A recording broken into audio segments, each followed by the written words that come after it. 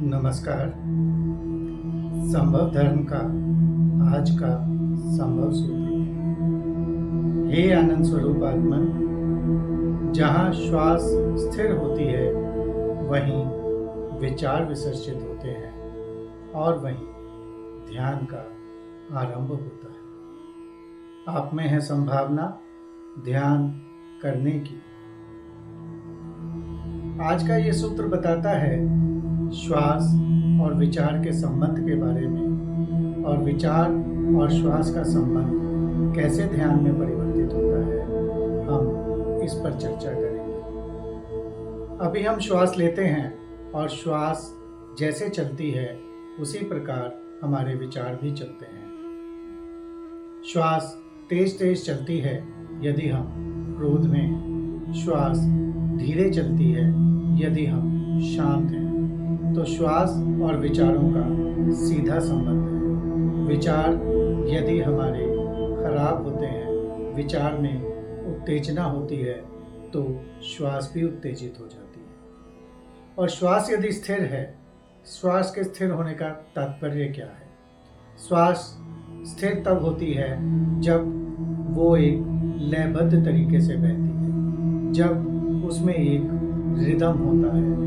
श्वास जब धीमी गति से चलती है, श्वास में कोई उतार चढ़ाव नहीं होता है। श्वास जिसे कहते हैं कि एक ही पिच पर चलती है, तो फिर श्वास जो है स्थिर हो जाती है। और जब श्वास स्थिर होती है तो फिर मन शांत हो जाता है। जब मन शांत होता है तो फिर विचारों की गति भी रुक जाती है। और ये सूत्र प्राण यानी श्वास और मन के अटूट संबंध को भी दर्शाता है।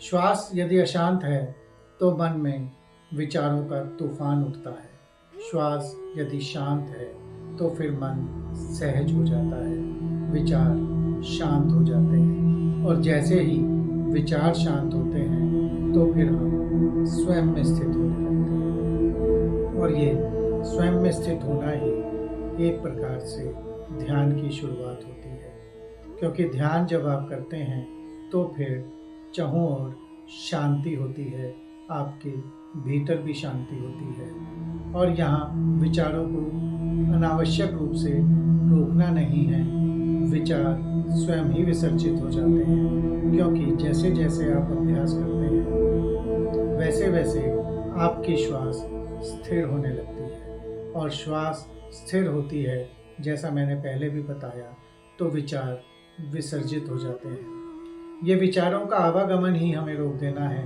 ये विचारों का विसर्जन ही हमें करना है।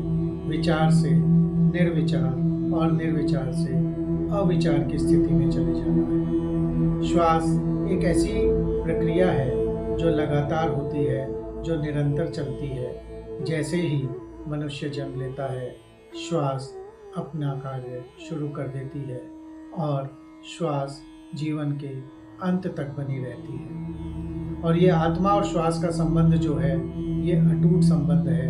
आत्मा शरीर से पलायन कर देती है यदि श्वास रुक जाती है, श्वास रुक जाती है यदि आत्मा शरीर का साथ छोड़ देती है। और ये आत्मा और शरीर के बीच में एक मन है, इस मन को ही विसर्जित कर देना है।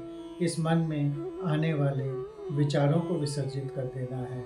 और जब ये विसर्जन आप सहज रूप से कर पाते हैं तो फिर ध्यान घटित होता है, तो फिर ध्यान का आरंभ होता है।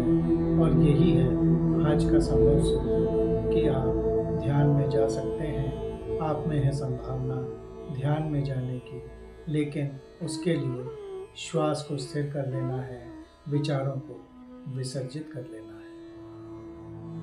तो ये था आज का संभव सूत्र। आप मेरे ये सूत्र मेरे YouTube चैनल और Instagram पर ध्यानाचार्य अजय जैन पर जाकर देख सकते हैं और उन्हें शेयर, लाइक और सब्सक्राइब भी कर सकते हैं। धन्यवाद। नमस्कार।